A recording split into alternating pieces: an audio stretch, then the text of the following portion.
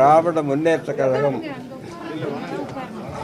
திராவிட கழகத்திலிருந்து திராவிட முன்னேற்ற கழகம் 1949 பிரிந்து துவக்கப்பட்டது. அப்பொழுது எத்தகைய கொடி உருவாக்கலாம் என்ற பேச்சு வந்தது. திராவிட கழகத்தில் கருப்பாக பேக்ரவுண்டில் சிவப்பு வட்டம் இருக்கும். அண்ணா சொன்னார், கொடி என்பது எளிதாக இருக்கணும். சாதாரண தொண்டங்கூட ரெண்டு ஷீட்டை வாங்கி அல்லது 2 புடையை வாங்கி தச்சான்னா கொடி ஆகணும். எளிமையாக இருக்கணும், சிம்பிளாக இருக்கணும். ஆகவே என்ன பண்ணார், ஒரு கருப்பு ஒரு சிவப்பு மட்டும் போட்டார். அண்ணா அதாவது பிரிண்ட் பண்ண வேண்டிய அவசியம் இல்லை. சாதாரண ஏழை எளியவரும் ஊரில் இருக்கிறவங்க கூட 3 பீஸை வாங்கி தச்சான்னா கொடி ஆகிடும். அதே அடிப்படையில் தான் கட்சி தலைவர் எம்ஜிஆரோ அறிஞர் அண்ணாவோ இங்கே இருக்கணும். இங்கே கொடியில் இருந்து என்ன பண்ணணும்? அதாவது நாளைக்கு வாங்கன்னா நம்ம கட்சிக்காரன் ஒரு 2-3 பீஸை வாங்கி அந்த கருப்பு சிவப்பு வெள்ளையை வாங்கி அங்கே ஒரு டெய்லர்கிட்ட கொடுத்தாருன்னா கொடி ஆகிடும். கட்டி அடிச்சுக்கணும், அவன் பாட்டு சைக்கிளில் கட்டிக்கணும் வந்துக்கிட்டே இருப்பான். எது அதுதான் அண்ணா படம் இருக்க, அண்ணா படம் இருக்க.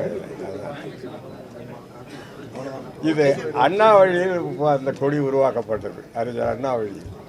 ஏன்னா அப்போல்லாம் நாங்கள் இருந்தோம், 2 பீஸ் தான் அது கருப்பு சிவப்பு. 89 நடக்குது. உங்களெல்லாம் சந்திக்கிறது ரொம்ப சந்தோஷம். நம்மளுடைய இயக்கத்தின் நிர்வாகிகள் அனைவருக்கும் இந்த நேரத்தில் வணக்கத்தை தெரிவித்துக் கொண்டு, பேரறிஞர் அண்ணா கண்டெடுத்த புரட்சி தலைவர் எம்ஜிஆரின் அரசியல் வாரிசான பண்ருட்டி ராமச்சந்திரன் ஐயா அவர்கள் பேருரை ஆற்றி புதிய கட்சியை துவக்கியுள்ளார்.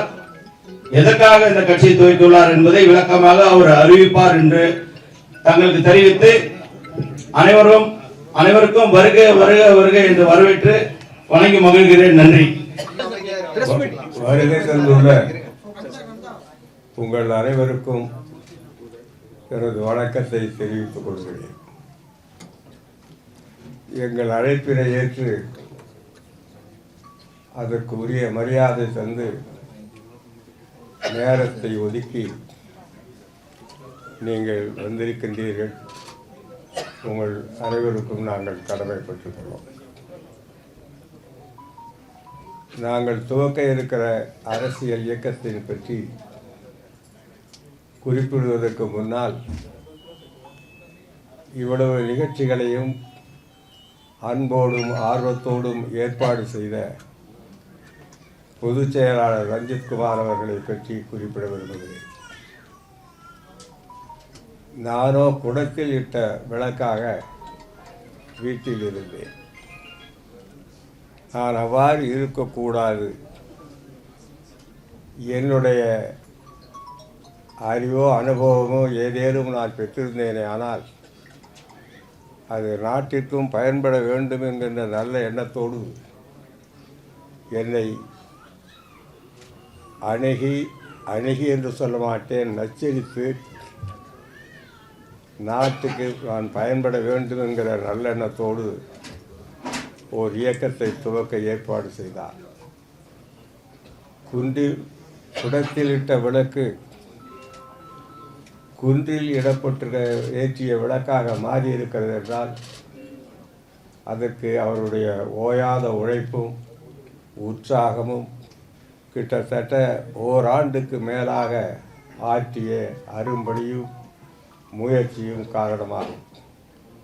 அவருக்கு நான் என் நன்றியை செலுத்த விரும்புகிறேன். அரசியல் இயக்கத்தையே துவக்க வேண்டும் என்கின்ற அவசியம் பற்றி நான் சில பல நல்ல கருத்துக்களை ஏற்கனவே எழுத்து மூலமாக வடித்து வைத்திருக்கிறேன். அவற்றை உங்களுக்கு நகலெடுத்து நான் தர இருக்கின்றேன். ஆனால் முக்கிய சில கூறுகளை மட்டும் எடுத்து சொல்லலாம் என்று விரும்புகிறேன். இன்றைய அரசியல் உலகத்தில் ஒரு புறத்தில் அடையாள அரசியலும் மறுபுறத்தில் கொள்கை அரசியலுமாக உலகத்தையே சுற்றி கொண்டிருக்கிறது. ஏன் சூறாவளி போல் அடித்து கொண்டிருக்கிறது.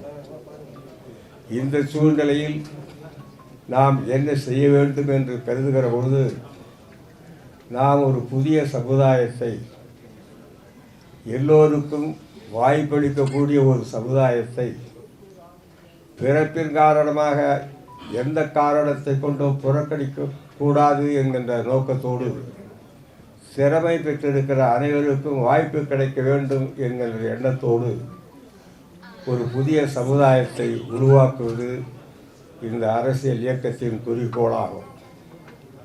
ஆங்கிலத்தில் சொல்லப்போனால் just society ensuring equal opportunities for all. திறமை இருந்தும் வாய்ப்பு இல்லாமல் போய்விடக்கூடாது.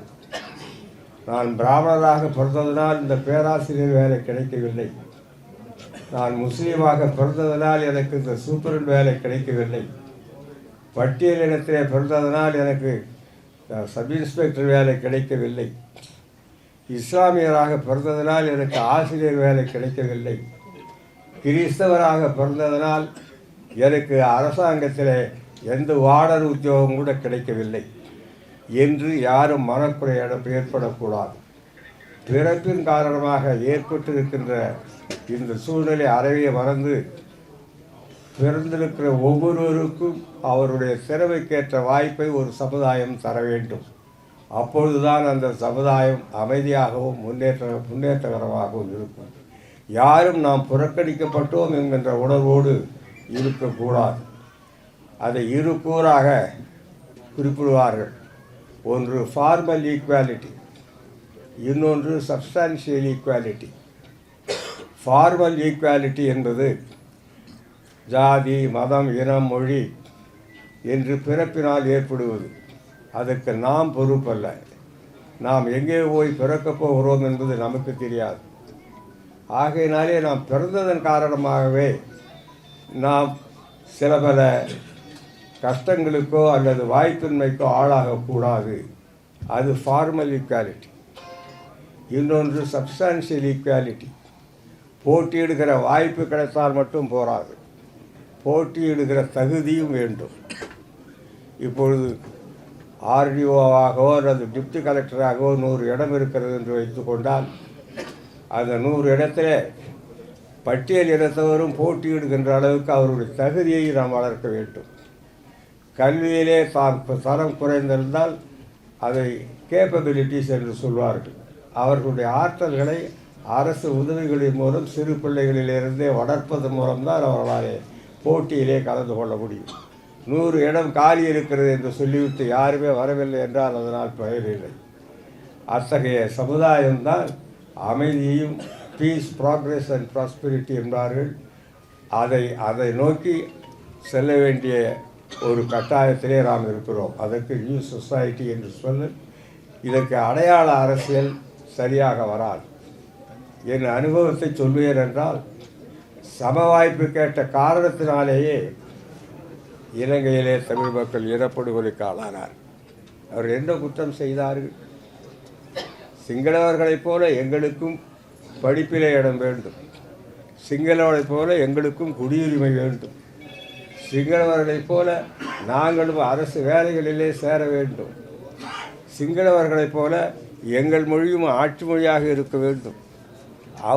எவ்வாறு அவர்கள் புத்த மதத்தை பேணுகிறார்களோ அதே வாய்ப்பு இந்து மதத்தைச் சேர்ந்த எங்களுக்கும் இருக்க வேண்டும். சம வாய்ப்பு கேட்ட காரணத்தினாலே இனப்படுகொலைக்கு ஆளானார். சரி, இனப்படுகொலை செய்தவர்கள் என்ன ஆனார்கள்? அவர்களும் அழிந்து போனார்கள். இலங்கை என்ன ஆயிற்று? திவால் ஆயிற்று. ஆகவே சமவாய்ப்பு சமுதாயம் என்பது எவ்வளவு முக்கியம் என்பதை நாம் அண்மையிலே நடந்த, நமதுக்கு நூல்களை தேடி போக வேண்டியதில்லை, பல்கலைக்கழகங்களை தேடி போக வேண்டியதில்லை. பக்கத்தில் இலங்கையில் 70 ஆண்டுகளாக அவர்கள் பட்ட அனுபவமே நமக்கு போகும். ஆகவே பிறந்த அனைவரும் நல்ல வாய்ப்பை பெற்று, வசதியை பெற்று, அவர்கள் அந்த பெற்ற திறமைகளை பயன்படுத்துவதற்குரிய ஒரு நல்ல அரசியல் வேண்டும். ஒரே நாடு, ஒரே மதம், ஒரே மொழி, ஒரே இனம் என்ற சிங்களர்கள் 70 ஆண்டுகளுக்கு பிறகு என்ன அல்லல் பட்டார்கள் என்பதை நாம் அறிவோம். இந்த காரணத்தினாலே இந்தியாவிலேயும் அந்த நோய் பீடித்துள்ளதோ என்கிற நிலைமை ஏற்பட்டிருக்கிறது. இந்திய அரசியல் மிகவும் முக்கியமான அரசியல். இந்திய அரசியலிலும் அதே போக்கு காணப்படுகிறது. ஒரே நாடு, ஒரே மதம், ஒரே மொழி, ஒரே இனம் என்கின்ற போக்கு நம்மை வாழ வைக்காது, நம்மை காப்பாற்றாது, நம்மை அழிவு பாதைக்குத்தான் அழித்து செல்லும். ஆகவே politics of identity must be replaced by politics of ideology. நாம் வழி வழி வந்த நம்முடைய அறநிலை அரசியல், அறத்தின் அறநெறி முதற்றை அரசின் குற்றம் என்று 2000 ஆண்டுகளுக்கு முன்னால் புறநானூறு. ஆகவே politics of identity must be replaced by politics of ideology. ஆகவே நாம் விரும்புவது முதலில் சமத்துவ சம வாய்ப்பு சமுதாயம். அதை நோக்கி செல்ல வேண்டும். அதுதான் நம்முடைய குறிக்கோள். அதற்கு நாம் கையாள வேண்டியது அறநிலை அரசியலாகும். எந்த அடையாளம் கொண்டு இந்த ஜாதியோ, இந்த மதமோ, இந்த இனமோ என்று அரசியலை கையாட்டாமல் ஆனால் அதில் அழிவு தான் ஏற்படும். இதையெல்லாம் எண்ணி பார்த்துத்தான் ஒரு புதிய இயக்கமாக நம்மை வளர்த்து ஆளாக்கி அறிஞர் அண்ணா அவர்கள் என்னை அரசியலுக்கு அழைத்தார். புரட்சித் தலைவர் எம்ஜிஆர் என்னை அரசியலில் வளர்த்தார். ஆகவே அவர்களெல்லாம் கற்றுத்தந்த பாடங்களின் அடிப்படையில் எல்லோரும் இன்பமுற்று வாழ்வதற்கேற்ற ஒரு சூழ்நிலையை நாம் உருவாக்க வேண்டிய வரலாற்று கட்டாயம் என்று ஏற்பட்டிருக்கிறது. அந்த கடமையை செய்வதற்குத்தான் இந்த அரசியல் இயக்கமே தவிர வேறு அல்ல. தேர்தலில் வெற்றி பெற்று ஆட்சியை பிடிக்க வேண்டும் என்பது என்னுடைய நோக்கம் அல்ல. இந்த இயக்கம் தேர்தலிலே ஈடுபடாது. இந்த இயக்கம் ஒரு நல்ல சமுதாயத்தை உருவாக்க ஒரு அரசியல் நெடும் பயணத்தை தமிழ்நாட்டு மக்களுக்கு தரும். எங்களிலே யாரேனும் தேர்தலிலே போட்டியிட வேண்டும் என்று விருப்பப்பட்டால் இதே கொள்கைக்கு ஒத்து வரக்கூடிய இயக்கத்திலே அவர்களுடைய ஆதரவை பெற்று அவர்களுடைய சின்னத்தை பெற்று அங்கே சுயேட்சையாக போட்டியிடலாம். ஆனால் இந்த இயக்கம் போட்டியிடாம். இது நீண்ட நெடிய இயக்கம். நான் சொல்லுகின்ற லட்சிய பாதையிலே இன்று நேற்றல்ல இன்னும் பல ஆண்டுகளுக்கு நடைபோட்டு நாம் உன்னத சமுதாயமாக மலர்வதற்கு இன்றைக்கு நாட்டுவது அடிக்கல் தான். ஆழம் விதை எவ்வாறு சிறுசாக இருந்தது ஊன்றப்படுகிறதோ அதுபோல இன்று ஊன்றப்படுகிறது. அது ஆலமரமாக பிற்காலத்திலே வளரும். எனக்கு பின்னாலே இருக்கின்றவர்கள் அதை எடுத்து செல்வார்கள் என்கிற நம்பிக்கை எனக்கு உண்டு. இது என்னோடு முடிந்துவிடக்கூடிய காரியம் அல்ல. பிறந்த பிள்ளைகள் அவர்கள் விரும்பும் வரை இலவசமாக படிக்கவும், வாழும் வரை அவர்களுக்கு வைத்திய வசதி எளிதாக கிடைக்கவும், உழைப்பதற்கு அனைவருக்கும் வேலை உறுதி செய்யப்படுவதும், நல்ல காற்று, நல்ல நீர், நல்ல சுகாதாரம் இவற்றையெல்லாம் நம்மால் உருவாக்க முடியாதா? தேர்தலிலே நிற்பது, பணத்தை போட்டு அதற்கு பிறகு பணத்தை சம்பாதிப்பது என்பது மட்டும்தானா? ஆகவே நாம் புதிய பாதை, புதிய அரசியல், புதிய சமுதாயம், அதை நோக்கி நம்ம நாட்டு இளைஞர்களை நடத்தி செல்ல கடமைப்பட்டிருக்கின்றோம். ஆகையினாலே தான் நம்மை வளர்த்து ஆளாக்கிய தலைவர்கள் பெயரை வைத்து எம்ஜிஆர் அண்ணா திராவிட முன்னேற்றக் கழகம் என்ற இந்த இயக்கத்தை ஒரு நல்ல நம்பிக்கையோடும் ஒரு நல்ல எண்ணத்தோடும் நாங்கள் துவக்குகிறோம். இந்த பயணம் நீண்ட பயணம். அப்படியானால் தேர்தலே வேண்டாமா என்றால் தேர்தல் இந்த நீண்ட பயணத்தில் வருகிற சடங்குகள், அவ்வளவுதான். தேவைப்பட்டால் அந்த சடங்குகளை செய்து கொள்ளலாம். ஆனால் அதுவே தான் அரசியல் என்று நாம் நினைப்போமானால் அதைவிட அறியாமை வேறு இல்லை. இந்த அடிப்படையிலையெல்லாம் மையமாக வைத்து கொண்டு தான் இந்த இயக்கம் ஆரம்பிக்கப்படுகிறது. மெல்ல மெல்ல சிறுக சிறுக நாளாக ஆக வளர்த்து கொண்டு இந்த நாட்டு மக்கள் இதை நல்ல முறையிலே பயன்படுத்தி கொள்ள வேண்டும் என்று நான் கிட்டத்தட்ட 70 ஆண்டுகளுக்கு மேல் பெற்ற அறிவாலும் அனுபவத்தாலும் வேண்டுகோளாக வைத்திருந்த இயக்கத்தை உங்களது ஆசியோடும் ஆதரவோடும் அன்போடும் நம்பிக்கையோடும் துவக்கி வைக்கின்றேன். துவக்கி வைப்பது நானாக இருப்பேன். இதை தொடர்ந்து நடத்துவது இந்த நாட்டு மக்களாக இருக்க வேண்டும் என்று கேட்டு ஓபிஎஸ் அவர்கள் உங்க எல்லாரையுமே உடன் வச்சுதான் அவர் ஒரு சட்ட போராட்டத்தை நடத்திட்டு இருந்தாரு. தொண்டர்கள் உரிமை மீட்பு குழுன்னு நடத்தினாரு. அது எல்லாத்தையும் நீங்க ஒருங்கிணைப்பாளராக இருந்து செயல்பட்டீங்க. திடீர்னு இப்போ அவர்கிட்ட இருந்து எல்லாமே விலகி போயிட்டு நீங்களே இப்போ ஒரு புது இயக்கத்தை தொடங்கிறீங்களே, இது என்ன எப்படி எடுத்துக்கு? அது அந்த அத்தியாயம் முடிந்தது. That chapter is over. எந்த அத்தியாயம்? OPS chapter. தொடர்ந்து அவருடைய இக்கட்டான சூழ்நிலைகள்ல கூட இருந்தீங்க. இப்ப தேர்தல்ங்கிறது முக்கியமான நேரம். அப்ப அவர் இல்லையா? அதாவது அரசியல் என்பது ஒருவருக்காக அல்ல, அரசியல் என்பது மக்களுக்காக. ஆக ஒருவர் என்ன ஆகிறார் என்பது முக்கியமல்ல, நாட்டு மக்கள் என்ன ஆகிறார்கள் என்பது முக்கியம். என்னை பொறுத்தவரையிலே நாடு இன்றைக்கு ஒரு முக்கியமான கட்டத்தில் இருக்கிறது. இந்த நேரத்திலே ஒரு நல்ல அரசியலை நாம் எடுத்து செல்ல வேண்டும். அதுதான் நம்முடைய கடமை. நம் தனிப்பட்ட முறையிலே ஒருவரோடு பழகிறோம் என்பதற்காக நம்முடைய வாழ்நாளை வீணாக்க முடியாது. உயர்ந்த நோக்கங்களை நீங்கள் வெளிப்படுத்துறீங்க. இந்த இயக்கத்தினுடைய நோக்கமாக உயர்ந்த நோக்கங்கள் சிலவற்றை நீங்கள் வெளிப்படுத்துறீங்க. ஆனால் இப்போது நீங்கள் கட்சி தொடங்குகிற நேரம் என்பது தமிழக சட்டமன்றத்துக்கு ஒரு பொது தேர்தல் நடைபெறுகிற நேரம். இதற்கு ஒரு நிலைப்பாடு எடுக்காமல் கடந்து போக முடியுமா? கட்டாயம். நமக்கென ஒரு பாதை வகுத்து செல்கிறோம். இந்த தேர்தல் நடக்கிறது. நான் ஏற்கனவே சொன்னதை போல அது ஒரு சடங்கு. இதில் கலந்து கொள்ள வேண்டும் என்கின்ற அவசியம் இல்லை. அறிஞர் அண்ணா அவர்கள் 49 இயக்கத்தை ஆரம்பித்தார். 8 ஆண்டுகள் கழித்து 57 தான் தேர்தலில் என்றார். தேர்தலில் நிற்க வேண்டும் என்கின்ற கட்டாயம் இல்லை. ஆனால் 52 தேர்தலில் அவருடைய கருத்துக்களை ஏற்றுக்கொண்ட கட்சியிலே இருந்த வேட்பாளர்களை ஆதரித்தார். அதை போல நம்முடைய கருத்துக்கு ஒத்து வருகிறவர்களை நாம் இந்த தேர்தலிலே ஆதரிப்போம். இப்போது இருக்கிற ஆட்சி தொடர வேண்டுமா அல்லது மாற்றப்பட வேண்டுமா என்பதில் உங்கள் நிலைப்பாடு என்ன? அவர்கள் என்ன நிலை எடுக்கிறார்கள் என்பதை பொறுத்து இருந்துதான் நாம் முடிவெடுக்க வேண்டும். ஓபிஎஸ் அவர்களோட நிலை என்ன? அவருக்கு நீங்க இப்ப என்ன சொல்ல விரும்புறீங்க? ஒரு இயக்கத்தை ஆரம்பிச்சிருக்கீங்க இல்லையா? அதாவது நான் சொல்றது, நாம் நாட்டில் எவ்வளோ பிரச்சனைகள் இருக்குது. ஓபிஎஸ்ஸுக்காக நாம் என்ன உயிரை திறக்க முடியுமா? நம்ம வாழ்நாளை வீணாக்க முடியுமா? வாழ்நாள் போனால் வருமா? நான் ஏன் நீங்களாக கற்பனை இருந்தோம். அவர் ஒரு என்ன முடிவு எடுக்க போகிறாரோ தெரியல. எங்கே இருந்தாலும் வாழ்கன்னு சொல்லிட்டு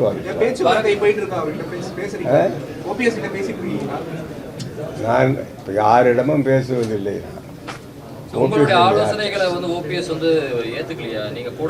ஏங்க இதெல்லாம் போஸ்ட்மார்ட்டம் வேண்டாம். எல்லாம் ஒரு அவர் ரமேஷ் சொன்ன மாதிரி இப்போ தேர்தல் வருது. அவங்கவுங்க ஒரு நிலைப்பாடு எடுக்கட்டும். நாம் யாரையும் குறை சொல்ல போகிறதில்லை. அவங்க சூழ்நிலையை பொறுத்து அவங்க ஒரு நிலைப்பாடு எடுக்கிறாங்க. கூட்டணிங்கிற பேச்சே கிடையாது. எங்கள் பாதை தனி பாதை. நாங்கள் அதை தொடர்ந்து இன்னும் 10 வருஷமோ 50 வருஷமோ செய்வோம். தேர்தல் வர்ற பொழுது கூட்டணி தேவைப்படலாம். அப்படி கூட்டணி தேவைப்பட்டால் எங்களோடு சில பேர் நிற்கணும்னு ஆசைப்பட்டால் நிற்கட்டும். அவங்க அந்த அணி சார்பில், இந்த இயக்கத்தின் சார்பில் யாரும் தேர்தல் போட்டியிட மாட்டாங்க. அந்த அணி சார்பில் நிக்கணும்னு அவர்களிடம் நீங்கள் பேசணும்ல. உங்கள் இயக்கம் அதுக்கு இன்னும் நேரம் இருக்குல்ல. அது சூடு பிடிச்சிருச்சே சார், இன்னும் நேரம் இல்லையே. எல்லாரும் கூட்டணியில இருக்கிறாங்க. உங்க இயக்கத்துல இல்ல, நாங்க யாராவது கூட்டணி சேரணுங்கிற கட்டாயம் இல்லை. அது வற்புறுத்தவும் வேண்டாம்.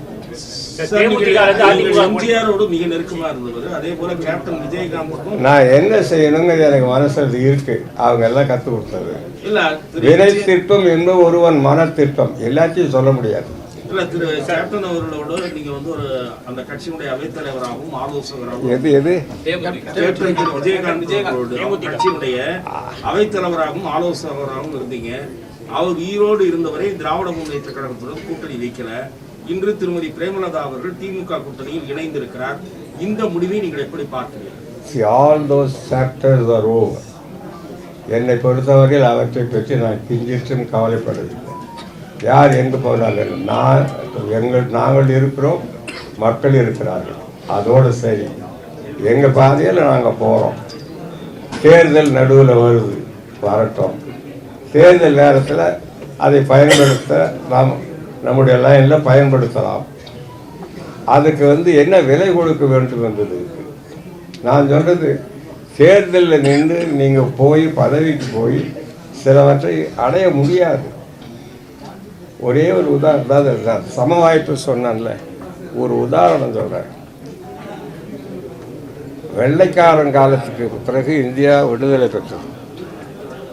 ஆங்கிலம் ஆட்சி மொழி, எல்லாருக்கும் சம வாய்ப்பு. பிரச்சனை வந்துதான் 1965 ஏன் மிகப்பெரிய கலவரம் வந்தது? அந்த சம வாய்ப்பு பறிக்கப்பட்டது. இந்தி தான் ஆட்சி மொழின்னு சொன்னாங்க. எந்த கட்சிகள்லாம் சேர்ந்தா போராட்டம் நடத்தினாங்க. தமிழ்நாட்டு மக்கள் தாங்களே திறந்திருந்தாங்க. எப்படி இந்த ஜல்லிக்கட்டுக்கு வந்தாங்களோ அது போல தமிழ்நாட்டு மக்கள் தாங்களே இருந்தாங்க. எந்த கட்சியை ஆர்கனைஸ் பண்ணி அண்ணா, அறிஞர் அண்ணா அவருக்கு தெரியாது எல்லாம் ஆரம்பித்தது. அவர் அலர்றாரு அந்த வன்முறை செயல்களுக்கு எப்படி நிறுத்ததுன்னு தெரியாம நாங்கள் கூட ஸ்பான்டேனியஸ் அப்சர்ட். கேள்வி சார். அனைத்து இந்தியா ரங்கராஜ் பேசுறேன். தெரியுது. ஒருங்கிணைந்த அதிமுக தலைமையில் உருவாக்க ஒரு முயற்சி நடந்ததா?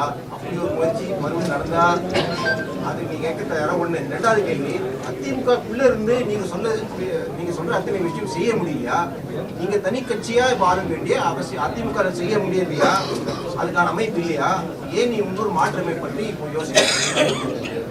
அதாவது நான் பொதுவாக இப்போ சொன்னால், அரசியல் கட்சிகள் தே பிகம் என்டர்பிரைசஸ். அதாவது அரசியல் இயக்கம் அல்ல, அரசியல் வணிகமாகிடுச்சு. ஆகையினால நீங்கள் அரசியல் கட்சிகள் மூலம் இப்போ பெருசாக ஒன்றும் சாதிக்க முடியாது.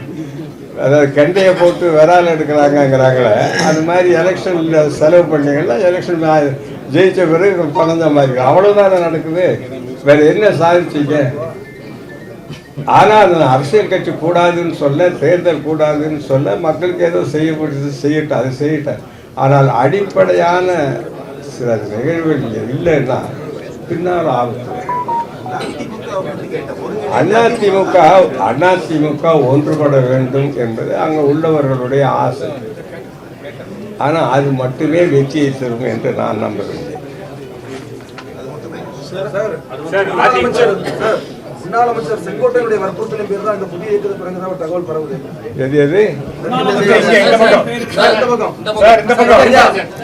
முன்னாள் அமைச்சர் செங்கோட்டையன் அவர்களுடைய அறிவுறுத்தலின் பேர் தான் இந்த உங்களுடைய புதிய இயக்கம் தமிழக வெற்றி கழகத்துக்கு நீங்க ஆதரவு கொடுக்க போறதா ஒரு தகவல் இருக்கு. பாவம், அவரையே தேவையில்லாம இருக்கிறீங்க. நான் அவரை பார்த்து பேசி ரொம்ப நாள் ஆகிடுச்சு. உறுதியா இருக்கிறீங்களா சார்? ஆதரவு இல்ல அப்படிங்கிறது எனக்கு என்னங்க, இனிமே யார் என்ன செய்ய போறாங்க சார்? தேர்தல்ல போட்டி இல்லைன்னு சொல்லிட்டீங்க. ஆமா, உங்களுடைய இயக்கம் எந்த கட்சிக்கும் ஆதரவு இல்லைங்கிறத உறுதியா இருக்கீங்களா? அது நான் சொல்லலையே. நான் சொல்லுகின்ற இந்த லட்சியத்துக்கு, இந்த கருத்துக்களுக்கு ஒத்த கருத்துடையவர்கள் ஆதரிப்பேன். சம வாய்ப்புங்கிறது பிறப்புக்கும் எல்லா உயிருக்கும்ங்கிறது கூட ரிலேட் ஆகுது சார். பிறப்புக்கும் எல்லா உயிருக்கும் நான் சொல்ற மாதிரி ஃபார்மல் ஈக்வாலிட்டி.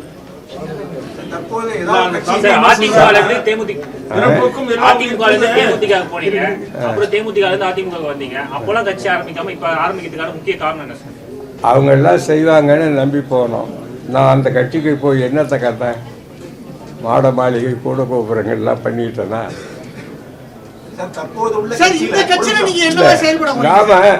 நாம ஒருவர் நம்பி இவர் செய்வார் அப்படின்னு நாம் போறோம். செய்யல, சரி நம்ம என்ன பண்ண முடியும்?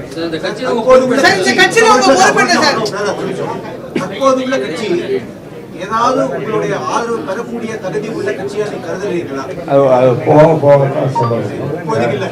இப்போ முடியாது. ஏன்னா இப்போ ஒரு ஃப்ளூயிட் ஸ்டேட்டாக என்னை பொறுத்த வரையில் நாம் யாரையும் இப்போ முழுசாக நம்பி அவங்க பக்கம் போய் ஈடுபடக்கூடிய சூழ்நிலை இல்லை.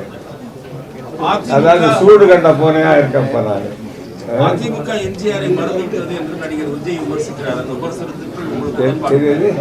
அதிமுக எம்ஜிஆரை மறந்துவிட்டது, அவர் பாதையிலிருந்து விலகி போகிறது என்று நடிகர் விஜய் விமர்சிக்கிறார்.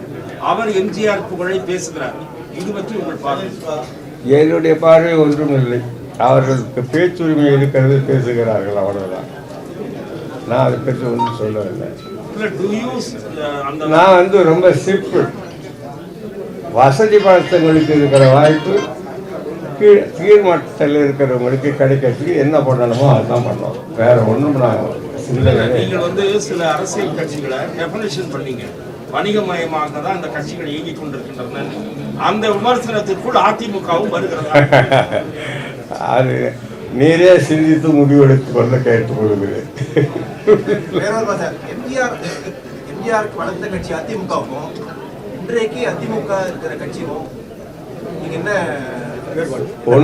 பாக்குறீங்களா? இல்ல ஒன்றும் சம்பந்தம் இல்லை, கவலைப்படாது.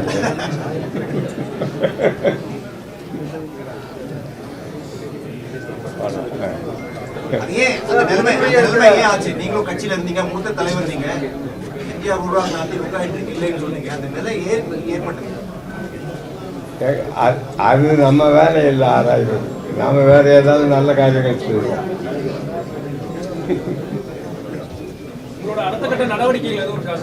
நாங்கள் மக்களை சந்திக்கிறோம், மக்களை தொடர்ந்து சந்திக்கிறோம், தொடர்ந்து சுற்றுப்பயணம். சார், நீங்க அரசியல்ல நீண்ட நாளா இருக்கீங்க. விஜய்க்கு இப்போ வந்து கூட்டம் போடுறது, அதை பத்தி என்ன நினைக்கிறீங்க? எது இல்ல, நீண்ட நாளா நீங்க அரசியல்ல இருக்கீங்க.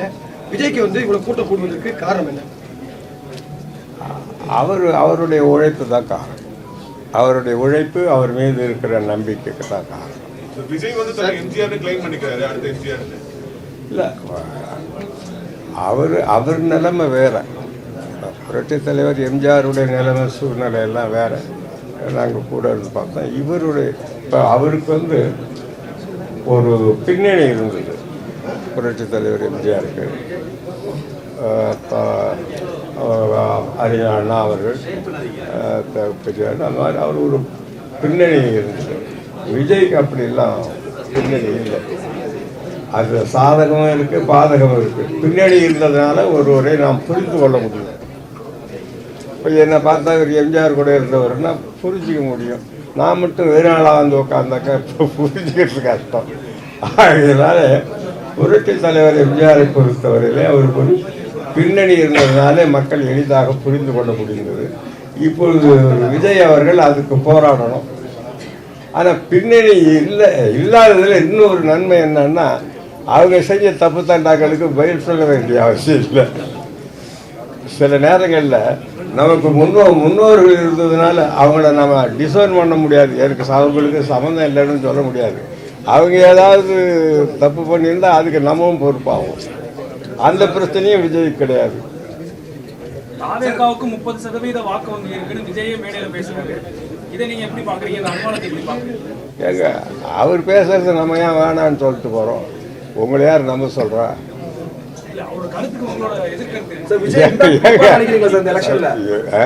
விஜயோடைய தாக்கம் இந்த எலெக்ஷன்ல எப்படி இருக்குன்னு பாக்குறீங்க? நீங்க மூத்த அரசியல் தலைவரா இருக்கீங்க, பல தேர்தலை பார்த்திருக்கீங்க. ஆமா, விஜய் எந்த அளவுக்கு தாக்கத்தை ஏற்படுத்துவார் நினைக்கிறீங்க? ஏப்ரல்ல சொல்றேன், ஏப்ரல் மாதம் கரெக்டா சொல்றேன். சார், இப்போ காங்கிரஸ் வந்து திமுக விட்ட இது ஆட்சியில பங்கு கேக்குறாங்க. ஒரு விஷயத்தை எப்படி பாக்குறீங்க? யாரு? காங்கிரஸ் திமுக கிட்ட ஆட்சியில பங்கு வேணும்னு கேக்குறாங்க. எப்படி பாக்குறீங்க? முதல்ல அவங்க ஆட்சிக்கு வரட்டும், அதுக்கு பாடுபட சொல்லுங்க, அப்புறம் இல்லை பங்கு. சார், இந்த தேர்தல் யாருக்குமான போட்டி நினைக்கிறீங்க சார்? நான் அது ஏற்கனவே சொல்லிட்டேன். நான் தான் முதல்ல சொன்னேன், திமுகவுக்கும் விஜய்க்கும் தான் போட்டி. கிட்டத்தட்ட 3-4 மாதத்துக்கு முன்னே சொன்னேன். சார், உங்களோட ஆதரவா பல பேர் பயணிச்சிருப்பாங்க. இப்போ உங்களுடைய கட்சியில அவங்க வந்து சேர்றதுக்கான வாய்ப்புகள், ஏதாவது முக்கியமான நபர்கள் வந்து சேர்றதுக்கான வாய்ப்புகள் இருக்கா? அதாவது இப்போ யாரும் இல்லைங்க. நாங்கள் இப்போ இன்னைக்கு தானே அனௌன்ஸ் பண்ணியிருக்கோம். வருகிற 23ஆம் தேதி காஞ்சிபுரத்தில் துவக்க விழா நடைபெறுகிறது. அதுக்கு பிறகுதான் நிலைமை தெரியும். நாங்கள் வந்து கட்சியை ரொம்ப பெருசாக வளர்க்கணும் இல்லை, ஒதிய பெருசு தூணுக்கு ஆகாதும்பாங்க. கட்சி வந்து ஸ்ட்ராங்காக இருக்கணுமே ஒழிய சும்மா இந்த உப்புசமாக இருந்து பிரயோஜனம் இல்லை. பலூன் மாதிரி ஒரு பின்னு விட்டிங்கன்னா டப்பாயிடும். 10 பேர் இருந்தாலும் ஸ்ட்ராங்காக இருக்கணும். அப்போ தான் அந்த கட்சி சரியாக இருக்கும். ஜெயலலிதாவுடைய போட்டோ இல்ல. எது ஜெயலலிதா மரியாதை செலுத்தின இடத்துல 2 பேர் போதாதா? அண்ணாவும் எம்ஜிஆரும் ஓபிஎஸ் அவர்களை மீட் பண்றதுக்கான சூழல் இருக்கா? ஒருவேளை சந்திச்சா அப்படி மீட் பண்ண ஒரு சூழ்நிலை வந்தால் அதுக்கு முன்ன உங்களை சந்திக்கிறேன். என்ன சொல்றீங்களோ அதுபடி நடந்துக்கிறேன். ஓபிஎஸ் இன்னும் ஒரு உறுதியான முடிவு எடுக்காம இருக்கிறாரு. அவருக்கு என்ன சொல்ல விரும்புறீங்க நீங்க? இல்லைங்க, அவர் அவரை பொறுத்தவரையில் கெட்டிக்காரர். அவர் ஒன்றும் அவ்வளோ லேசானவரில். அவர் எல்லாத்தையும் சிந்திச்சு பார்த்து அவருக்கு உகந்த முடிவை தான் எடுப்பார். அண்ணா ஒரே நிமிஷம். இப்போ வந்துட்டு 23ஆம் தேதி காஞ்சிபுரத்தில் மாநாடு, அதில் பல கருத்துக்கள் வெளியிடுவோம். ஆமாம், அது ஒன்று. இப்போ வந்து கட்சி கொடியை அறிவிக்கிறோம். கட்சி பேர் 23ஆம் தேதி காஞ்சிபுரத்தில் துவக்க விழா. பசங்க முதல்ல இருந்து ஆரம்பிக்கும்.